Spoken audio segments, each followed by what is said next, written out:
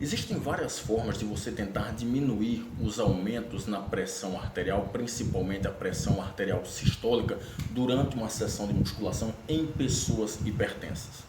O que a gente precisa entender, primeiramente, é que quando você faz força, quando você se submete a uma sessão de musculação, há aumento na pressão arterial, principalmente a pressão arterial sistólica. E essa é uma resposta fisiológica normal do nosso organismo. Então, na medida em que a gente vai fazendo as repetições, na medida em que a gente vai avançando nas séries, a pressão arterial sistólica vai aumentando. O problema é que em pessoas hipertensas, grandes aumentos na pressão arterial sistólica podem comprometer a segurança cardiovascular do exercício.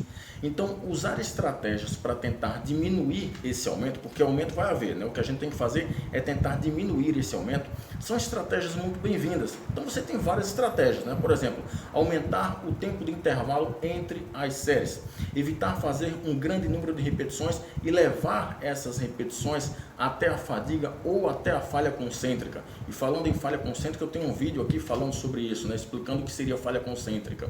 Então, por exemplo, considerando o exercício de rosca direta, né, que é um exercício específico para bíceps, quando você levanta a barra, você está fazendo a parte concêntrica do movimento.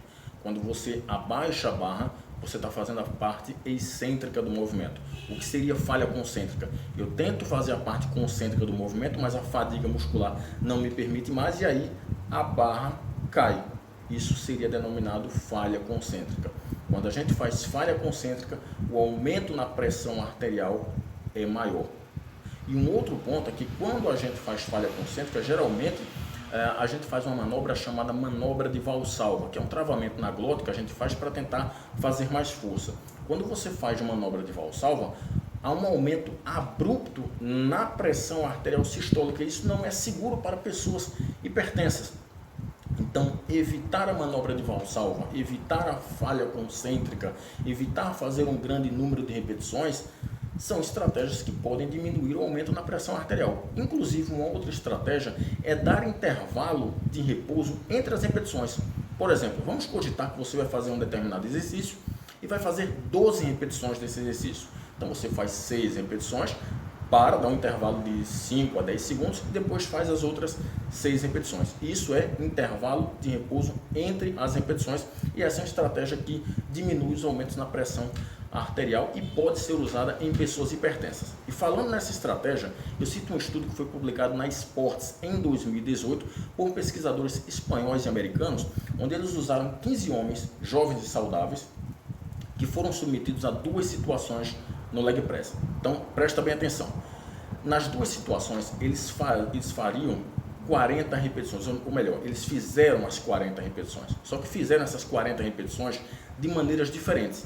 Numa das situações, eles faziam 5 séries de 8 repetições com 3 minutos de intervalo entre as séries, usando uma carga de 10 RM, tá? 10 repetições máximas. Então, grava lá, 5 séries de 8 repetições com 3 minutos de intervalo entre as séries.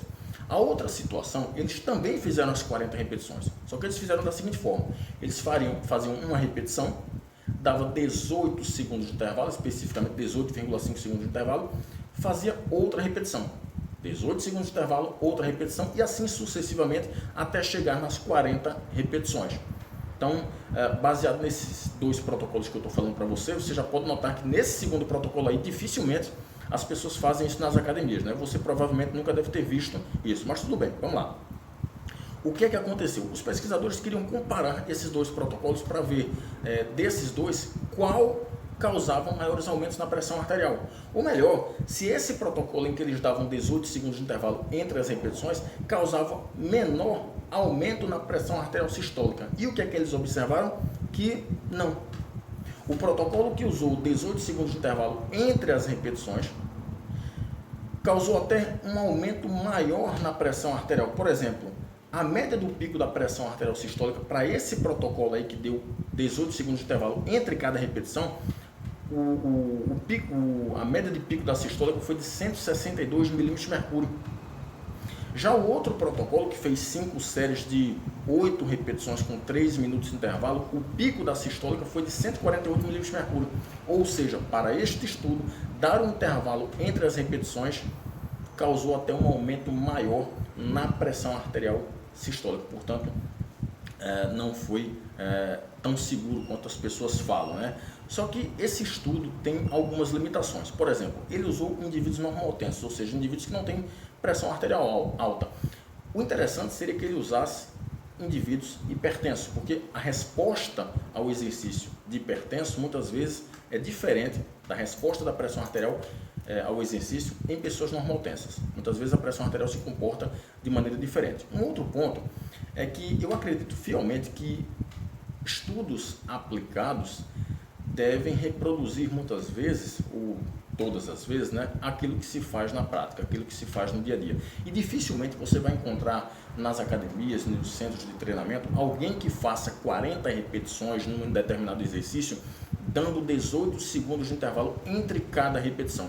Agora, eu compreendo que os pesquisadores queriam equalizar a carga de treinamento e outros fatores também. Por exemplo, se a gente for considerar, nas duas situações eles treinaram com a mesma carga, fizeram a mesma quantidade de repetições e o tempo de intervalo total foi praticamente igual, só que os protocolos eram completamente diferentes. E para protocolos de treinamento diferentes, as respostas agudas e crônicas da pressão arterial podem ser diferentes. E aí eu fico pensando, talvez, se o protocolo usado também fosse 5 séries de 8 repetições, só que eles talvez aí se eles fizessem 4 repetições para 5 a 10 segundos e fizessem as outras 4 repetições, talvez eles tivessem encontrado resultados diferentes. É melhor do que fazer, sei lá, 40 repetições com 18 segundos de intervalo entre cada repetição. Então, enfim, neste estudo, eles não verificaram que dar um intervalo entre as repetições causou maior segurança cardiovascular. No entanto, vários outros estudos verificaram que dar intervalo entre as repetições, só que de uma forma totalmente diferente desse estudo, é melhor, causa um menor aumento da pressão arterial. Portanto, dar intervalos de repouso entre as repetições ainda continua sendo uma estratégia para se aumentar menos a resposta da pressão arterial sistólica ao exercício em pessoas hipertensas. Ok? Então, espero ter contribuído, pessoal. Um abraço, até mais.